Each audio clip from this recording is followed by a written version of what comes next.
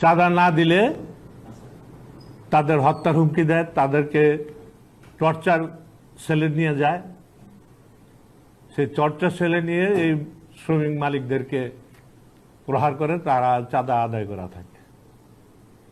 এই গোষ্ঠীটা ব্যাপরা হয়ে পড়ছে, তার নাম হলো ফরমা ফাহিম। সে একসময়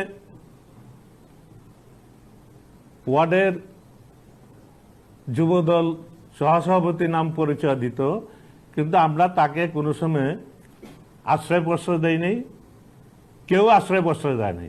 যেহেতু সে একটা চাঁদাবাজ ফরমাগিরি কাজ করে,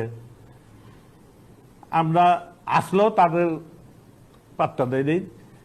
তো গত 5ই আগস্টের বৈষম্য আন্দোলনের শেষে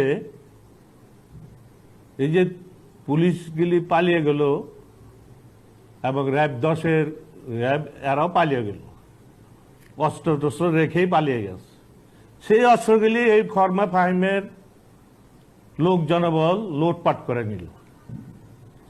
এই চাঁদাবাজ এই অস্ত্র লুটের অভিযোগ নিয়ে আমি থানা, পুলিশ, ডিসি, পুলিশ প্রশাসনের কাছে অনেক অভিযোগ করছে, কিন্তু তারা অনীহা প্রকাশ, তাদেরকে গ্রেপ্তার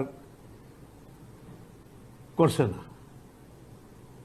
কারণ এখানে তারা ব্যাপক চাঁদাবাজি করে, ব্যাপক চাঁদাবাজের কারণে তারা তাদের অনেক টাকা